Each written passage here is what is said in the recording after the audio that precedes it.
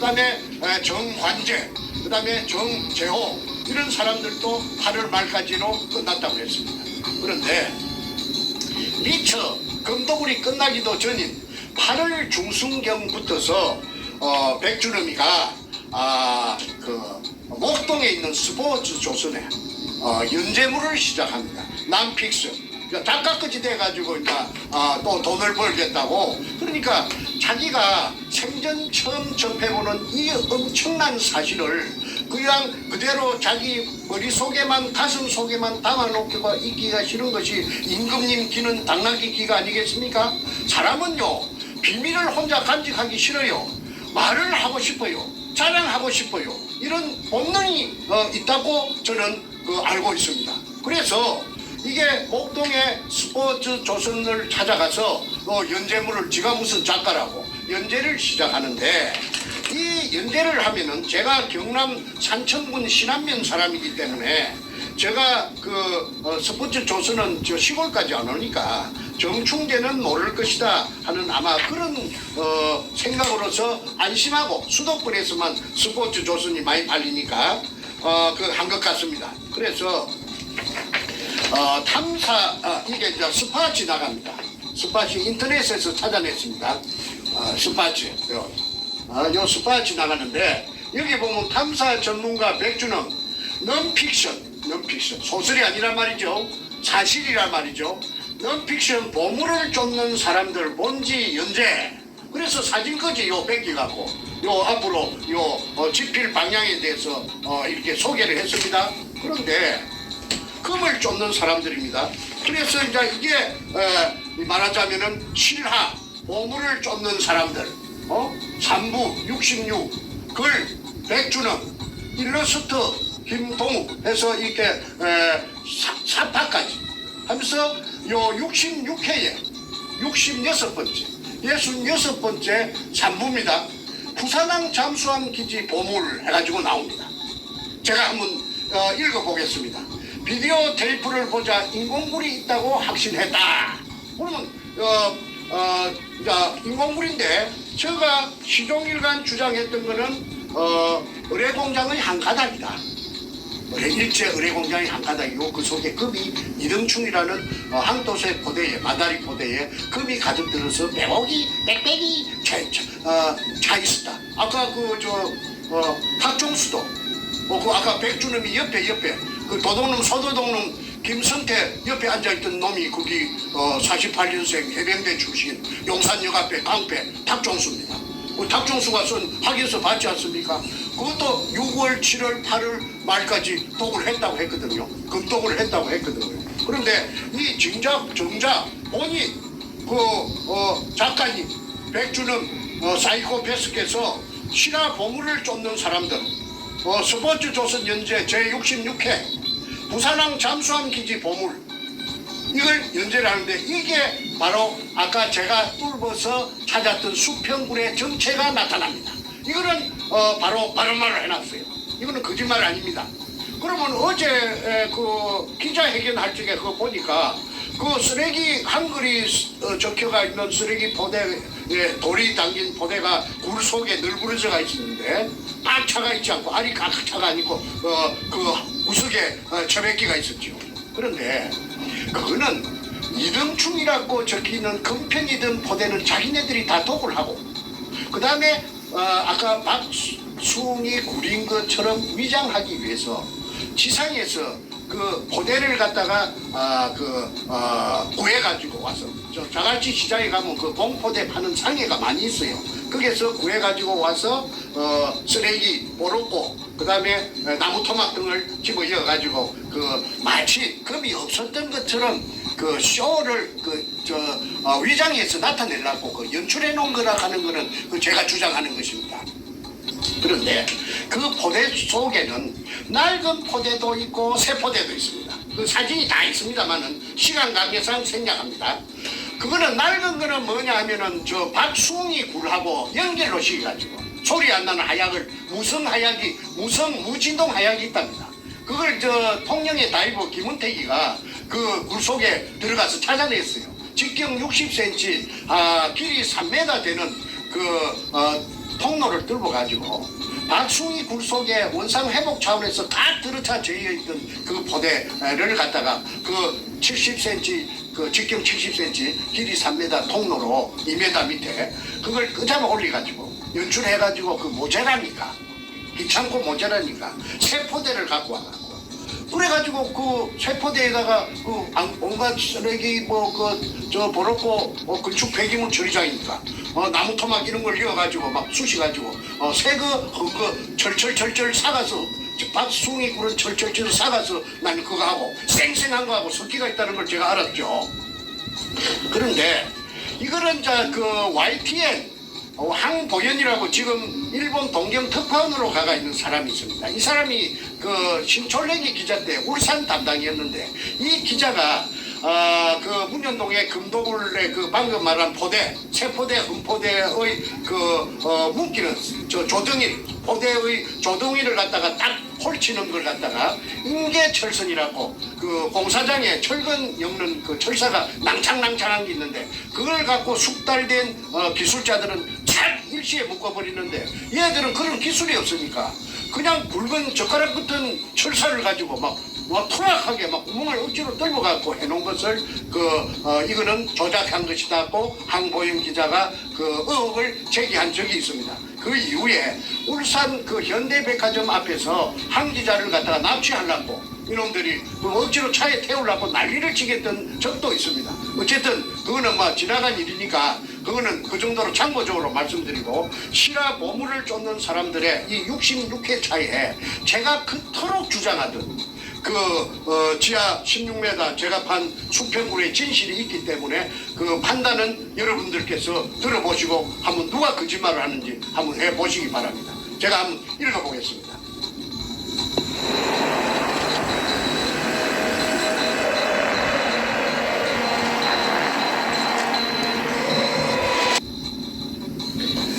어느 날 최상훈은 그 제일 끝에 앉았는 그놈이 다이버 그놈입니다. 최상훈이 잔뜩 흥분된 목소리로 전화를 걸어왔다. 백형, 백주는 말하죠. 백형, 김성태가 뚫은 곳에 무인 카메라를 넣어보니까 지표면에서 4m까지 물이 차있고 그 밑으로는 안반인데 지하 16m에서 수평 동굴이 나왔어. 그리고 그 동굴 입구에는 마대로 차곡차곡 동굴을 막아 놓았어. 차곡차곡 동굴 입구를 막아 놓았어. 그러면 그 공간이 없이 각 들어차져 있다는 말이죠. 30분 동안 카메라를 돌려가며 촬영했지만 자신의 생각으로는 과거 일본 군들이 파놓은 동굴 입구를 정확하게 관통한 것이 틀림없다는 것이었다. 다이브 어제 마이크 잡고 씨부리던 거짓말하는 그놈입니다. 그놈이 그렇게 백두목에게 전화를 걸어온 이게 이제 시발입니다. 또 수평 동굴이 나왔어. 틀림없다는 것이었다. 최상훈 같은 수중 발굴 전문가가 흥분해서 소리칠 정도라서 나 역시 지하 동굴의 실체를 믿어 의심치 않았다. 다음날 수중 촬영한 테이프의 복사본이 서울 내 사무실에 당도했다. 필자는 그때의 전율 어린 흥분을 잊을 수가 없다. 필자가 백주놈이죠. 김성태가 직경 60cm로 시추한 곳에 최상훈이 잠수하여 촬영한 내용이었다. 최상훈이 들어갔습니다. 그래가지고 수중 카메라 촬영했답니다. 카메라는 지하 3m부터 매우 깨끗한 물속으로 서서히 내려가며 지상에 설치된 모니터로 하상을 전송했다. 동굴 전체에 물이 꽉 차 있었다. 카메라가 내려가며 찍은 청색 안반은 마치 태고의 신비를 벗겨주는 듯 푸르게 빛을 발하고 있었다. 약 5분 정도 내려갔을까? 갑자기 수평 동굴이 나타나고 이제 16m 다 내려갔죠. 나타나고 그 앞쪽에는 수많은 마대가 차곡차곡 쌓여 있었다. 제 말하고 제 주장하고 똑같지 않습니까? 공간이 없이 거기가 일본 놈들이 재고 나간 끝입니다. 그러니까 재고 저쪽 반대쪽으로 재여 있는 그 포대 뒤쪽으로 나가면서 계속 재면서 나갔기 때문에 그게 공간이 있을 턱이 만무합니다. 그러니까 내가 그렇게 목이 쉬도록 그렇게 피를 토하도록 주장한 것을 고맙게도 이 백두목께서 이렇게 써놨어요. 차고 다시 한번 읽어보겠습니다. 그 앞쪽에는 동굴의 입구를 말합니다. 앞쪽에는 수많은 마대가 차고 어지럽게 난잡하게 흐트러지게 쌓여 있는 것이 아니고 차곡차곡 쌓여 있었다. 질서정연하게. 어제 최상훈이 감격해서 소리친 문제의 그 장면이었다. 최상훈은 감격에 기운 나머지 집으로 테이프를 가져가 부인이랑 밤새워가며 이젠 고생 끝! 행복 시작이라고 소리쳤다고 한다. 필자 역시 16m 안반 지하에 자연적으로 생긴 굴이 아닌 분명 인공굴이 존재한다는 사실을 더 이상 의심할 여지가 없었다. 마대를 차곡차곡 쌓아놓은 굴 입구 반대쪽은 큰 안반이 막고 있었다. 불현듯 일본 군들이 패전 후 도망가며 굴 입구를 폭파했던 흔적일 것이라는 생각이 스쳐 지나갔다. 이날 매작물 발굴 업계의 후배 김인호가 찾아왔길래 지하 동굴 비디오 테이프를 보여주었다.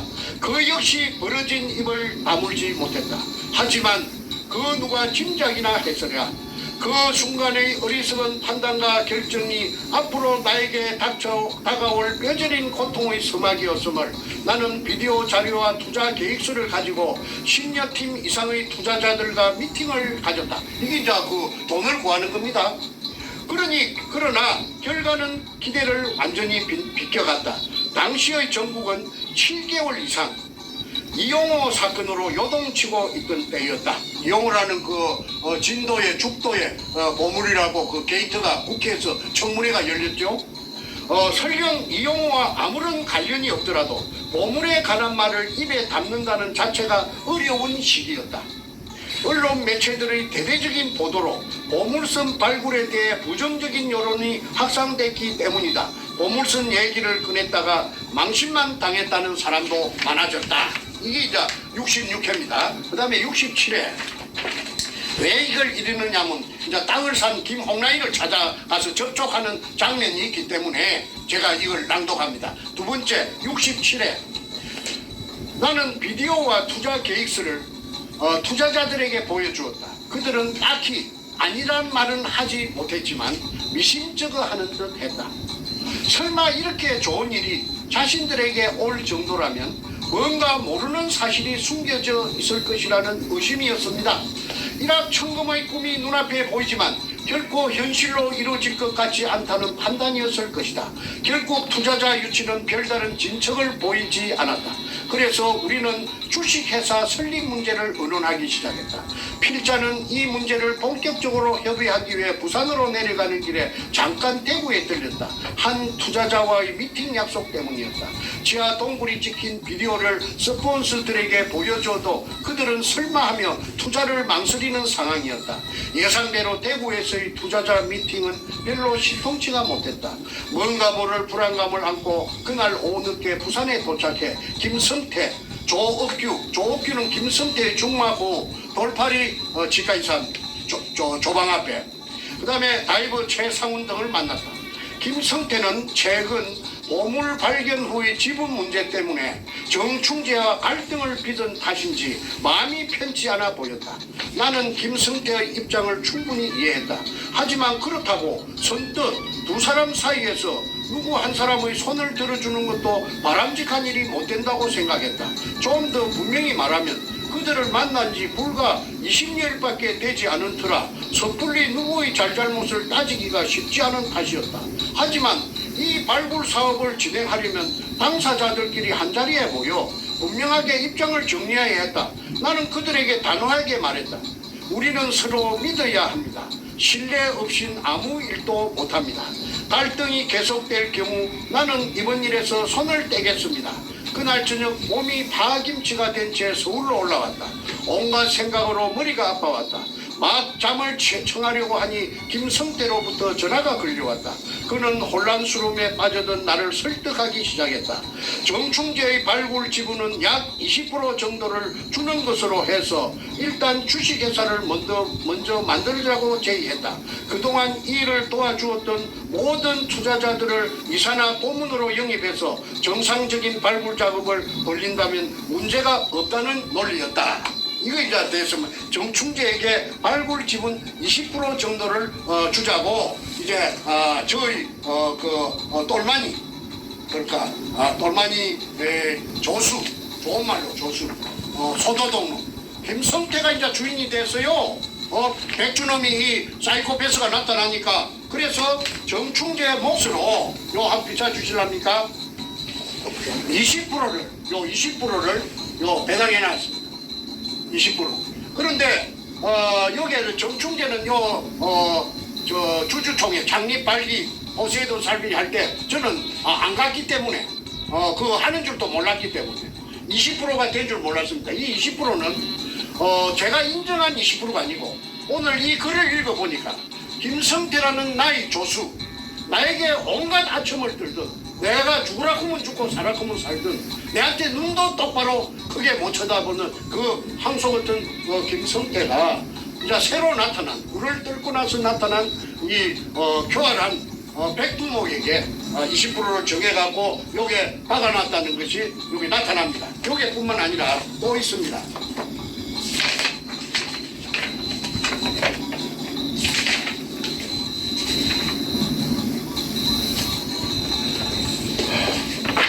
이제 한 장에 최종 주식 배분 및 주주 명단에 제일 처음에 정충재를 얹어놨습니다. 정충재에게 보유할 주식주 2,000주를 주고 비율은 20%. 그 다음에 비고란의 기존 발굴자 인정해놨어요. 제가 떨궜다는 걸 인정해놨어요. 기존 발굴자. 그런데 요게 보면은 요 밑에 막 저 도장이 찍혀가 있죠. 이게 참석한 아까 5월 13일 날 저 남포동 피닉스 호텔에 참석했던 그 참석자들 명단입니다. 그런데 말하자면 정간제도 내 동생도 이미 이때는 요게 내 몰래 요게 오라고 이놈들이 콜링을 해가지고 모아갖고 아까 저 1,000만 원 준다고 집을 가서 썼지요. 그 다음에 집은 또 100분의 1을 준다고 해가지고 정관제도 있고 그 다음에 정성재 지금 저 신나통 들고 문재인이 지역구 사무실에 들어가가 진역 살고 있는 넷째 정성재도 요 자필로 정성재 써갖고 요 지장 찍어놨습니다. 그 다음에 이런 짓거리를 했습니다. 그래 놓고는 할 말이 없으니까나 정충재를 배제시키기 위해서 권력을 등에 업고 최고 권력. 청와대 이상 최고 권력이 있나요? 청와대에서 최고 어른인데 제일 높았는데 그거하고 짱짱이 됐으니까 거칠 것이 없겠지요. 무엇을 그렇게 모시겠습니까? 그러니까 마치 나라에서 허가내 준 것처럼 그냥 일사천리로 이런 강크게 이런 글을 써놨지요. 자, 다시 글 계속하겠습니다. 나는 김성태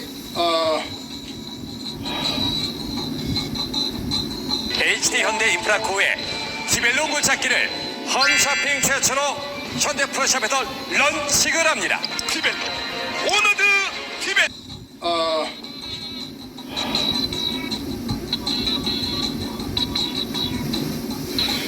일견 일리가 있다는 생각이 들었다.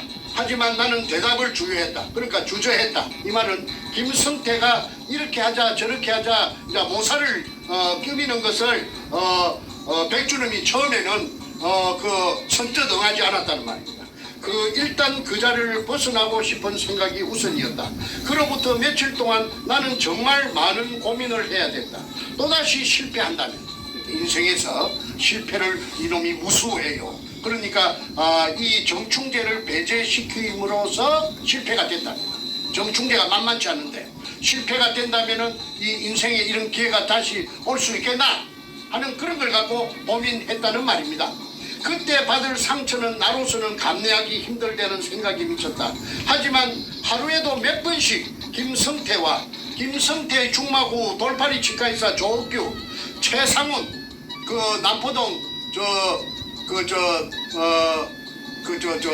뭐니까 다이브 쇼 하는 최상훈 등이 신천지 백화점 1층에서 번갈아 가며 날 설득했다. 아, 결국 나 이럴 수밖에 없구나. 또다시 나는 흔들리고 있었다. 그러니까 백주름이는 자꾸 새놈이서 조사대치니까 정충대를 대통령까지 뒤에 있는데 그 촌놈의 새끼 그 진주 사는 정충대 그 새끼 그거 팽 시켜버리자 이 말을 그렇게 저 최상훈, 조옥규, 김성태 서희서 백주름에게 이제 압박을 가한다는 말입니다. 이제 68회 세 번째입니다. 고민을 거듭하던 나는 결국 김성태 등의 강곡한 요청을 뿌리칠 수 없었다. 결국 그들의 요구에 따르기로 결정하니 한결 마음이 편했다. 물론 많은 어려움이 예상되지만 목적지까지만 가면 된다는 생각을 하니 자연스럽게 불면증도 해소됐다. 그렇게 잠도 못 잘 정도로 그 갈등을 겪었다는 말이죠. 어쨌든 당분간은 좀 더 참고 인내하기로 하였다. 한번 결심한 이상 나는 추진력 있게 이를 밀어붙여야 했다. 부산으로 내려가서 그동안 이 작업에 투자했던 모든 사람들을 모아달라고 했다. 이 사람들이 이제 그 죄를 잡아연 사기 피해자들이 됩니다. 총 20명이었다. 그 중에는 순박하기 이를 데 없는 시골 사람들도 있었다.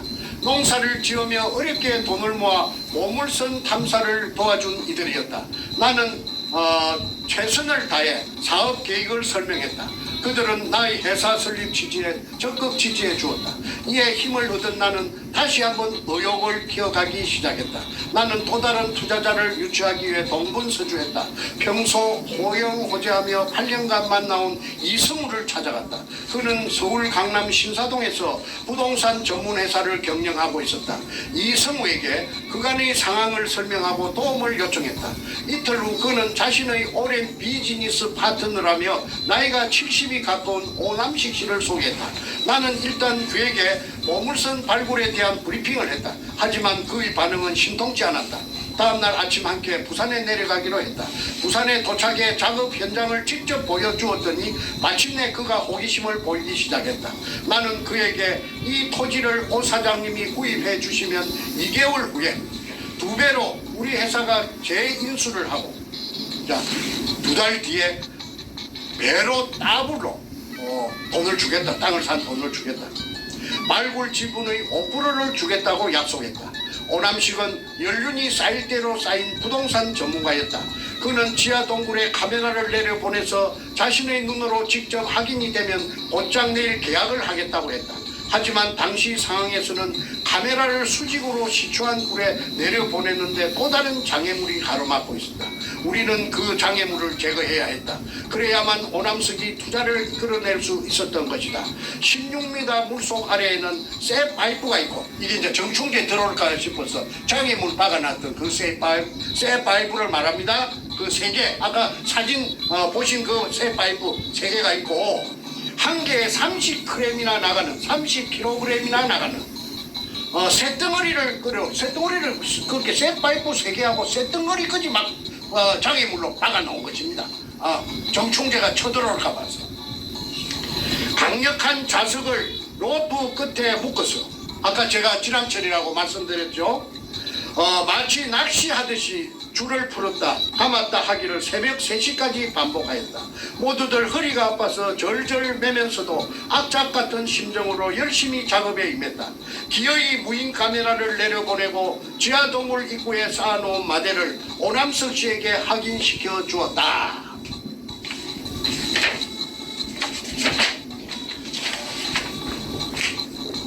다시 66, 67, 66 네 번째입니다. 오남석은 고개를 끄덕이며 투자하겠다는 의사를 분명히 했다. 그나마 다행이었다. 호텔로 돌아와 몇 시간 눈을 붙이는 둥 마는 둥 하고 이튿날 바로 계약을 체결했다. 계약금은 서울에서 주겠노라며 서울로 가자고 했다. 이제나 저래나 계약금만 기다리던 내게 또다시 땅이 꺼지는 듯한 소식이 들려왔다. 주위에서 반대가 심해 정식 계약이 힘들다는 연락이 온 것이다. 새벽까지 불을 밝혀가며 장애물 제거와 촬영을 위해 혼신의 힘을 쏟았던 김성태, 최상훈 등을 생각하니 밤잠을 이룰 수가 없었다. 하지만 여기서 주저앉을 수는 없었다. 다른 투자자를 찾아 나섰다. 문득 떠오르는 얼굴이 있었다. 4년 전부터 알고 지내던 김홍랑 씨였다. 4년 전부터 전라도 광주에 그 청와대 그 여자 기공사 김대중 대통령의 기공사 김홍란이를 집은 강주 아까 강주시 서구 지평도 금호 쌍용 아파트라고 했죠. 그 여자가 등장합니다. 그녀는 어렸을 때부터 신통력을 지닌 사람으로 유명했다고 한다. 그녀의 손이 닿은 환자들이 완쾌됐다는 소문이 나자 병을 치료하기 위해 찾아오는 사람들로 문전성시를 이루었다고 한다. 그녀는 한때 신앙생활도 했지만 보이지 않는 초능력의 세계를 완전히 잠재울 수는 없었다고 한다. 나는 그녀에게 전화했다. 6개월 전 한 번 통화한 기억이 있었기에 혹시나 목소리를 잊어버린 것은 아닐까 조바심도 났다. 하지만 그녀는 전화를 받자마자 특유의 정감 어린 목소리로 반가움을 표시했다. 내일 시간이 있으면 부산에서 만나자고 했더니 흔쾌히 승낙했다. 잠시 후 그녀는 다시 전화를 걸어와 비행기 편이 없어 성룡차로 가겠으니 내일 오전 11시 부산에서 만나자고 약속했다. 나는 뭔가 희망이 있을 것 같은 예감이 들어서 부산의 최상훈과 김성태에게 손님 맞을 준비를 하도록 당부했다. 약속대로 김홍랑 씨는 모습을 드러냈다. 나와 최상훈, 김성태 등은 그녀를 상대로 다시 브리핑을 시작했다. 그동안 꼼꼼히 모아온 자료도 제시했다. 그리고 그녀를 직접 시추 장소로 데리고 갔다. 시추 장소가 아니라 제가 뜰은 그 수직구로 따라갔다는 말입니다. 장소에 도착한 그녀가 해준 말은 다시 한번 나를 어리둥절케 했다. 내가 여기 있는 한 건설업체 회장님을 치료하기 위해 매주 부산에 오는데 꼭 이것을 지나쳐 가거든요. 한데 이상할 만큼 이 장소에서 꼭 뭔가 있을 것만 같은 암시를 받았는데 그런데 오늘 내 자신이 진짜 이 자리에 서 있게 되다니 우연치고는 너무나도 기이하지 않나요? 그녀의 말처럼 필시 이날 우리의 만남에 뭔가 보이지 않는 인연의 끈이 작용한 것일까? 아니, 나는 사실 억지로라도 그렇게 생각하고픈 심정이었다. 40m 높이의 시멘트 옹벽을 응시하던 그녀는 저 옹벽 뒤에 뭔가 반드시 숨겨져 있다고 말했다. 나는 그녀를 최상훈의 사무실로 데리고 가 최상훈의 사무실이 자갈치 시장 입구에 있는 신천지 백화점 1층의 다이브숍을 말합니다. 동굴 안을 촬영한 비디오를 보여주었다. 그러니까 제가 뚫은 그 동굴 수직구 밑에 수평 굴속을 찍은 사진 비디오를 보여주었다 이 말이죠. 한순간도 놓치지 않으려는 듯 그녀의 눈은 반짝거렸다. 갑자기 수평 동굴이 나타나면서 이었고 켜켜이 쌓아놓은 국방색 마대가 드러나자 그녀는 갑자기 핸드백을 열고 전화기를 꺼내 들었다. 그녀의 남편에게 하는 전화였다. 그녀는 한급히 남편을 호출한 후 나와 함께 자갈치 시장의 한 호텔 커피숍으로 자리를 옮겼다. 그리고는 희망적인 답을 주었다. 이번 일은 내가 직접 투자해보고 싶다는 것이었다. 그래도 가정이 있는 사람으로서 남편에게 동의는 구해야겠다는 말도 덧붙였다. 자, 이게 진실입니다. 이게 지어내서 쓸 수 없는 거죠. 그놈 새끼가 그 사이코패스가 무슨 지가 소설가라고 이걸 지어내 쓰겠어요? 실화라고 했는데. 자, 나는 투자 조건을 설명했다. 토지 매입만 해주시면 됩니다. 보셨다시피 동굴은 이미 확인된 것이니까 설령 그 안에 기중품이 없다 치더라도 동굴을 이용해 관광지를 만들면 일제 의뢰공장이란 말이죠. 관광지를 박숭이 굴이 무슨 관광지가 됩니까? 사업성이 있지 않겠어요? 그리고 만약 보물이 나왔을 경우 국가 지분과 세금 등을 뺀 금액에서 5%를 지분으로 내놓겠습니다. 그녀는 이런 내 제의에 매우 만족해했다. 그러면서 만약 발굴이 성공해서 그런 행운이 내게 온다면 어려운 사람들을 위해 봉사단체를 만들고 싶다고 했다. 잠깐만 여기서 설명 좀 하겠습니다. 이 여자가 지금 부천역 앞에 1000억대의 빌딩을 가지고 있고 그 남부터미널구에 그 큰 높은 아파트 110평에 살면서 온갖 호의호식을 누리고 기부인으로 행세하고 있답니다. 벤츠 마이바 600을 타고 다닌다고 제가 어떤 정치인에게 들었습니다. 자, 계속하겠습니다. 그 여자가 그 기공소를 운영할 때는 IS 동서는 봅니다. 쓸모없던 땅에서 기공소를 운영할 때는 그 2002년 이전에 그 금독을 이전에 할 때는 서울 강남의 신사동 그래서 명상문이라는 기공소를 했는데 그게 지금 민주당 더불어민주당 출신의 그 기라성 같은 국회의원들이 주로 여자 국회의원들이 거기가 집합소랍니다. 그리고 동경에서도 이 여자가 소문이 났더라고요. 그러니까 돈이 없는 사람들은 상대하지 않고 아주 VIP들만이 상대를 하는데 이 여자가 그 업소 명사문에 일주일에 나흘 있고 3일은 자기 집이 있는 광주 서구 지평동 금호상용 아파트에 있다가 4일은 서울 3일은 광주 하는데 그때 어떤 정치인이 그 이름 들미면 다 압니다마는 그 정치인이 이 여자에게 기공 수련을 한 2년 반 정도 받으러 다녔기 때문에 이 여자를 잘 안답니다. 그런데 이 여자가 그 당시에 집세를 한 달에 못 줘가지고 절절 면접도 한두 번이 아니래요. 그러니까 임대료를 못 줘가지고 월세를 못 줘가지고 그래 한 여자가 지금 마을바위를 타고 다니고 1000억대 그 정치인이 그렇게 하더라고. 저 부천역 앞에 1000억대 2000억대짜리 빌딩을 갖고 있고 그 다음에 110평짜리 그 아시아나 아니 저 남부 터미널구에 자이 아파트인가 그 어마어마한 아파트에 산다는 정보를 저한테 준 적이 있습니다. 자, 계속하겠습니다. 자, 정선생님 오늘 지금 뭐 1시간 반 갔는데 시간이 좀 길어지니까 이제 좀 마무리로 가야 될 것 같아요. 예, 그러면은 이걸 다 못하니까 오늘 다 못하니까 다음번에 하고 제가 좀 몇 가지 드릴 말씀도 있어서 좀 마무리를 가야 될 것 같습니다. 네, 하나만 더 하고요. 말씀하세요. 요 지금 사람들이 금이 나왔는가 안 나왔는가 금이 나왔으면 양이 어느 정도 되는가를 상당히 궁금해해요. 그래서 그 대답은 내가 꼭 드려야 되겠다. 그런데 이게 보면은 도굴 두모 사이코패스 백주름이 가방에서 나왔는데 여기 보면 노란 칠이대가 있습니다. 노란 칠이대가 있는 것은 여기 보면 여기 노란 칠이 여기 뭐냐면은 금은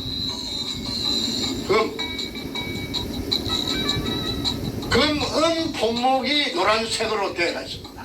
이거는 공업용 보석 다이아몬드고 그 다음에 이게 품종 미상도 있고 수원도 있고 여러 가지 있는데 어쨌든 이 금이 노란 색깔은 전부 금입니다. 그러면 1공장에서부터 5공장까지 금이 고르게 분포되어 있는데 이 금을 얘들이 내가 판 군형은 요겁니다. 수직구 요리 통해 갖고 요게 돌아다니면서 해골로 세어봤는데 물로 빼내고 나서 해골로 백주름이 직접 세어봤답니다. 세어봤는데 980개라고 그 말이 관천에 사는 대구 사람 아무개 씨가 저에게 백주름이하고 직접 들었다고. 백주름이 잘 아는 사람 형님 동생 아는 사람인데 백주름이가 직접 말하더라. 980개라고. 그걸 들은 사람이 여럿이 있습니다. 만약에 앞으로 입증을 할 때가 있으면 그 사람들이 다 정인이 돼 줄 거라고 보고 그 사람들이 확인서도 써줬습니다. 자, 그 다음에 입증된 부분은 다음 시간에 하기로 하고 오늘 시간이 많이 갔기 때문에 오늘은 여기서 일단은 시간이 그렇게 빨리 흘렀나요? 제 언급하는 건 설명은 그만하기로 하고 질문을 받아보겠습니다. 자, 전 선생님 오늘 제가 이제 마무리하는 차원에서 몇 예. 가지 질문을 드리고 예. 또 드릴 말씀이 좀 있고 하니까 예. 예. 오늘은 제가 이제 같이 하려고 그러다가 정 선생님께서 그 백준홈 기자회견을 본 이후에 워낙 거짓말이 많고 예. 또 정확한 사실을 국민들이 알게 해야 되기 때문에 예. 정확한 그 거짓에 대한 예. 설명과 예. 그 다음에 증거를 제시하는 그런 시간을 갖고 있습니다. 자, 일단은 그 어저께 나온 그 백준홈의 재산 비포 앤 애프터를 우리가 방송을 했는데 그 방송에 올라온 저 댓글 중에 제가 중요한 댓글을 제가 하나 좀 읽어드리고 그걸 질문으로 드리겠습니다. 답을 좀 주시면 감사하겠습니다. 자, 어저께 7월 27일 금요일 방송, 저희 방송에 이런 질문이 있었습니다. 김필영 씨라는 분이 쓰신 글인데, 정 선생님, 어뢰공장 금을 직접 정 선생님 눈으로 확인 못하셨는데 그 안에 금의 양을 확언하시는 부분 설명이 필요합니다. 그리고 징용당해 어뢰공장 인부로 일하다 돌아가신 분들의 위고래 숫자 증거도 확인되신 부분 설명 부탁드립니다. 끝까지 진실하게 임해주세요. 두 분 수고 많으십니다. 자, 금해양에 대한 확인과 위고 숫자 증거 확인. 그 자료 혹시 있거나 있어요? 네, 야, 제가 말할게요. 네. 그 증거도 좀 보여주시면서 설명해 주십시오. 첫째, 이 리차드 로리스라고 그 미 CIA 극동 담당 책임자가 있습니다. 그분이 제 말만 듣고 금 찾는 계약을 하고 금 찾는 작업을 2년 반 동안이나 저하고 할 리가 만무하겠죠. 그분이 나중에는 국방성 동아태 담당 부차관보까지 하신 분인데 대단한 분이 계십니다.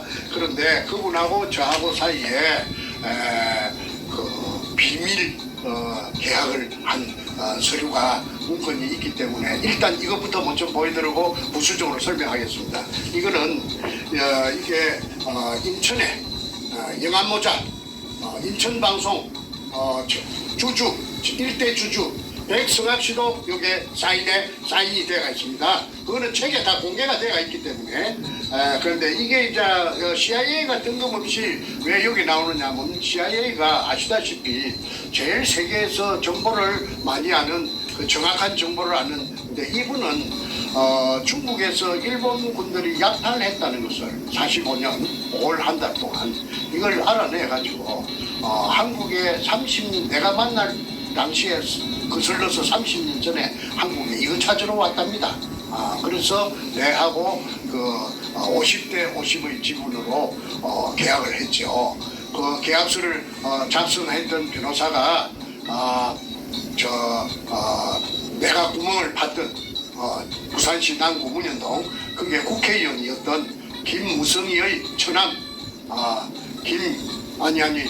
김무성이의 처남 최양일입니다. 김무성 마누라의 오빠 그 사람이 미국에서 대학을 나왔는데 이분이 나에게 소개를 해서 만나는 것이 리차드 로리스였습니다. 그래서 이 사람들이 CIA가 아무 근거 없이 2년 반 동안 저하고 이런 계약을 해가지고 50대 50으로 하진 않습니다. 근데 이 계약이 끝까지 가지 못했던 것은 2011년이라고 기억됩니다. 미국 뉴욕의 그 맨하탄에 그 무역센터가 오사마 빈 라덴이 조종하는 그 비행기가 그 건물에 들어가면서 그 큰 사고가 났죠. 그것 때문에 그 1년간 그 딜레이 연기하자는 그 미국에 그 엄청난 재앙이 왔으니까 그걸 제가 거절을 했기 때문에 그 미국 사람들하고 2년 반 만에 끝이 났고 제가 독자적으로 그런 과정이 있었기 때문에 독자적으로 그 다음 해 3월 1일 날 제 혼자 힘으로서 그 수직구를 완성했었고 그 다음에 이제 금을 봤느냐 했는데 그 금을 제가 봤죠. 이 책 속에 책을 안 읽어보신 것 같은데 이 책 속에 백주름이 똥을 두고 보일 호주머니에서 나온 250g짜리 금편의 사진이 대체가 되어 있습니다. 그래서 그 금을 금덩어리를 호주머니에 이어가 당겼던 이유는 아마 투자자를 모집하려면 금을 보여줘야 되니까 그래서 금덩어리를 여름 켈리의 꽃이다. 금덩어리를 그 호주머니에 이어가 있다가 피의자가 조폭들에게 뭐 긴 이야기는 그 번거로우니까 생략합니다. 조폭들에게 납치를 당해가지고 지리산까지 가게 됩니다. 그때 내가 마루에 올랐을 적에 이 사이코패스를 낚아가지고 들어가지고 아주 왜소하니까 들어가지고 이게 그 250g짜리 금편입니다. 100 주름이 소지했던 금편 설명을 했죠. 이 두께는 사진을 찍을 수가 없었죠. 그러니까 이 50g짜리 이거는 250g짜리입니다. 250g짜리, 500g짜리 그 세 가지 종류가 있었고 이걸 은행에서 돈처럼 예금도 하고 인출도 하고 또 암시장에서 굉장히 선호하는 그런 야미로 거래가 됐던 그런 사실도 제가 다 알아냈습니다. 그러니까 이 세 가지 종류의 금이 일본 분들이 중국의 은행을 털어가지고 그 항토색 마다리 포대 속에 넣어가지고 잠수함 26척에 싣고 왔다고 잠수함 이름까지도 아까 CIA 리차드 로리스 씨께서 다 찾아냈습니다. 그러니까 책도 읽어보시지 않고 앞전에 수없이 찍은 그 프로를 보시지 않았기 때문에 그런 의아심이 있는 것 같은데 더 이상 길게 설명을 하지 않겠습니다. 금이 없었다면은 이런 사건이 지금까지 연결돼 가지고 끊어지지 않고 지금까지 흘러올 수가 없는 거 아니겠습니까? 아까도 말했다시피 땅을 왜 삽니까? 땅을 말만 믿고 땅을 삽니까? 눈으로 확인하지 않고 땅 몇 푼 주고 사는 게 아니잖아요. 그 다음에 또 하나는 유골이 있느냐 없느냐 거기에 대해서 설명을 그 질문을 해왔기 때문에 설명하겠습니다. 그 유골이 있다는 걸 제가 암시받은 것은 재판을 하면서 아까 그 소도 돕는 것던 김성태가 거짓말로 일관했는데 판사 앞에서 하는 말이 왜 꿀 앉아서 수박 잘라놓고 돼지 대가리 놓고 그 밤중에 그 앉아갖고 고사를 지냈느냐 하니까 엄격길에 이놈이 하는 말이 일제시대 때 끌려와 희생된 수많은 우리 조선 청년들의 영혼을 위로하고 하는 그런 말이 재판 기록에 찍혀 있고 제가 그 옆에서 그걸 들었습니다. 저도 처음 아는 사실이었습니다. 제가 주체인데 제가 주체 아닙니까? 제가 주체인데 제가 모르는 사실이 뜬금없이 그 무식한 놈 입에서 그런 말이 나왔습니다. 저는 깜짝 놀랐어요. 이야 이거 무슨 이런 일이 있네. 이거 뭔가 이거 무슨 모멘트가 되겠다. 그래서 그날 그 재판을 받고 구치소에 돌아와서 아이고 이제 살았다. 유골이 그 산뜻같이 있는 거다 생각하고는 수많은 조선 청년들의 원혼을 위로하고 말이 나왔습니다. 이것만 부각하면은 살겠네. 이래가지고 만세를 불렀던 기억이 생생합니다. 그 후에 동으로 서로 남으로 북으로 다니면서 사방 알아봤지만 어디 알아볼 데가 없었는데 어느 날 내가 얼마 전에도 방송에서 이야기했습니다. 자다가 가위가 눌려가지고 새벽에 깨가지고 멍청하게 앉았는데 텔레비를 켜니까 이때 자막이 지나가는데 태평양 전쟁 무슨 어쩌고 저쩌고 지나가서 그 다시 한참 만에 글자가 돌아오는 것이 뭔가 보니까 태평양 전쟁 생존자 협회라 하는 데가 자막이 뜨더라고요. 그래서 그 다음날 그 전화로 114에 물어가지고 그 할아버지들이 봤는데 종로 어디라고 하죠. 삼가 어디라고. 그리고 그 찾아가서 내가 선태수라는 그 80이 넘은 그 당시에 그 회장님하고 앉아서 대화를 합니다. 아니 나를 어떻게 찾아왔어? 아니 저는 태평양 전쟁 생존자 협회 그런 단체가 있는 줄도 몰랐는데 오늘 그렇게 알고 내가 불가실히 찾아온 것은 내가 궁금한 게 있었습니다. 말해보시오.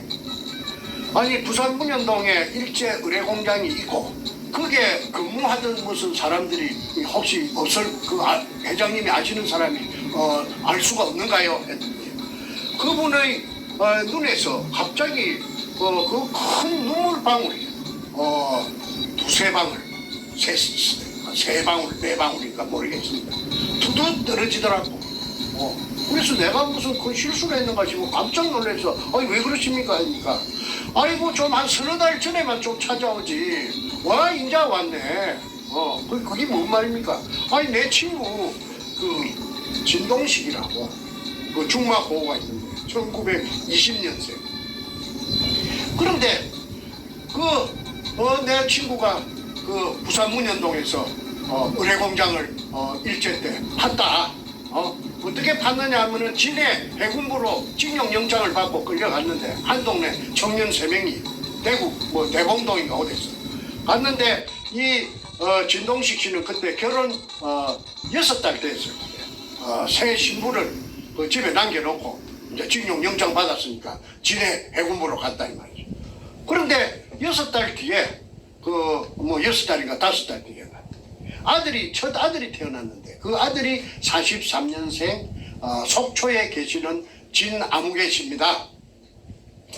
저 이름은 제가 앞전에 밝혔는데 혹시 그분에게 누가 될까 싶어서 진아무개 씨라고 합니다. 그런데 이분이 그 6달 된 갓난쟁이를 얻고 면회를 하고 싶어서 그 부대에다가 편지온 부대에다가 부대장에게다가 면회를 하고 싶다고 아들을 낳았으니까 아들을 애비가 봐야 될 거 아니냐. 그랬더니 면회를 오라고 하더랍니다.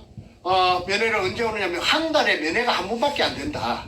그것도 보름날 달이 밝은 날을 제일 밝은 한 달 중에 제일 밝은 밤을 보름밤이라고 하죠. 그 보름밤에 면회가 한 번밖에 안 되니 돌아오는 보름인 몇 년 몇 월 며칠 날 낮에 몇 시까지 그 통제부 해군 통제부 앞으로 오너라 지내. 그래서 그 애기를 얻고 대구에서부터 가니까 전국 각지에서 그 면회 온 사람들이 한 40-50명 되더랍니다. 그런데 밤이 해가 꼴까닥 질락하니까 조금 어두워질락하니까 부대 안으로 들어오라고 하더니 따라 들어가니까 부두가 있고 바다가 있고 그 바다에 배가 한 2척 엔진을 걸어놓고 작은 배가 있더랍니다. 그래서 그 배를 타고 밤바다를 한 2시간 정도 휘황찬란한 보름달이 비추는 밤바다를 어딘 줄도 모르고 타고 갔는데 그게가 지금의 칠부두 앞인 문현동 바로 의뢰공장 있다는 그 옹벽 바로 바닷가입니다. 그래서 어떤 지정해 주는 텐트 안으로 들어가니까 들어가서 기다리니까 그 진동식 남편이 왔더랍니다. 그래서 남편이 하는 말이 저 건네 아들도 안아보고 처음으로 안아보고 저 건네 불빛이 바다 위에 희망찬란하게 출렁이는 그거가 부산이다. 여기는 부산이 아니고 동래군 서면 우합니다. 그리고 내가 저 뒤에 나저막한 산, 그거가 이제 현장입니다. 그 산 근처에 그 옹벽입니다. 나저막한 산 밑에 굴을 파는데 의뢰공장이다.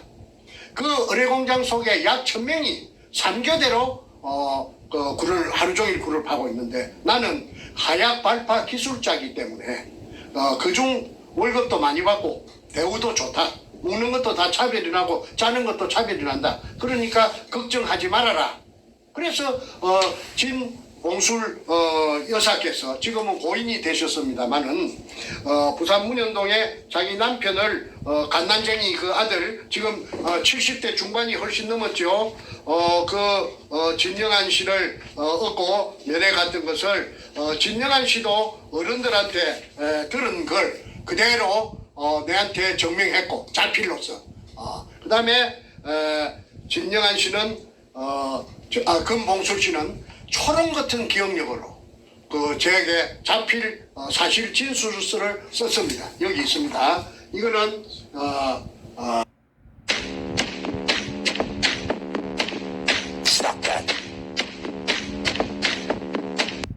썼습니다. 여기 있습니다.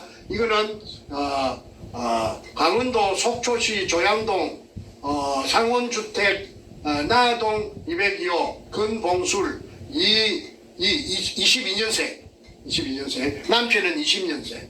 그걸 제가 한번 읽어보겠습니다. 이거는 위에 이 사진 있는 이거는 그 굴을 팠던 그 20년생 진동식 씨의 일제강제연행 한국생존자협회 회원가입 원서입니다.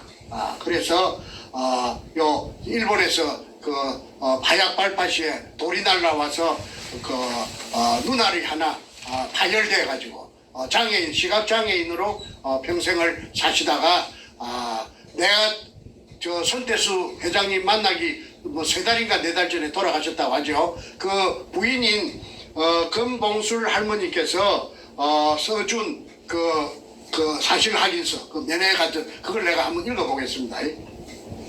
진술인 금봉술은 사단법인 일제강제연행 한국생존자협회 강원도 지부 회원인 진동식의 처입니다.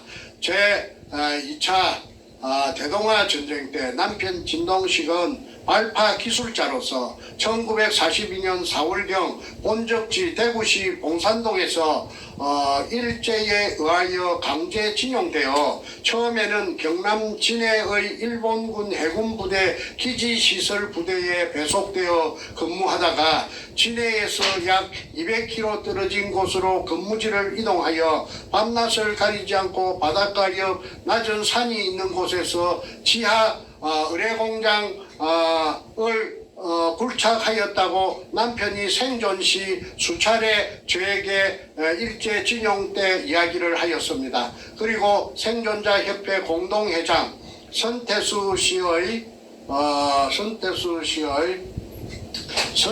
씨와 강원도 지부장 태갑 씨에게도 위 사실 이야기를 여러 번 하였습니다.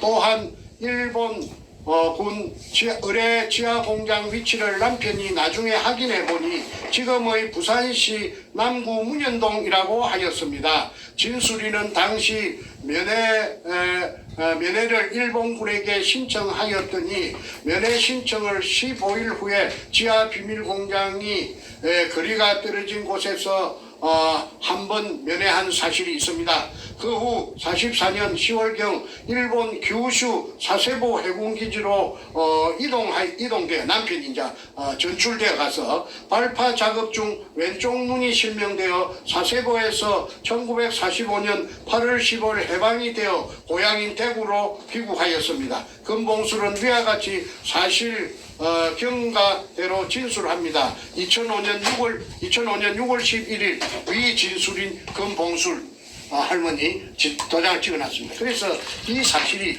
재판할 적에 나타났고 천명이라 하는 거는 여기서 진동식 씨가 확인을 해줬기 때문에 3교대로 판다는 것도 알았고 그 명단은 국가기록원에서 입수하여 진해 해군부에 끌려갔던 진용됐던 사람들은 아무도 신고가 된 사람이 없어요. 그런데 그 명단을 누가 해킹 잘하는 사람이 해킹을 해가지고 지금 제가 가지고 있는데 약 940명의 그 애정대 그 진해로 끌려가서 정발되었던 명단이 저한테 있고 그 다음에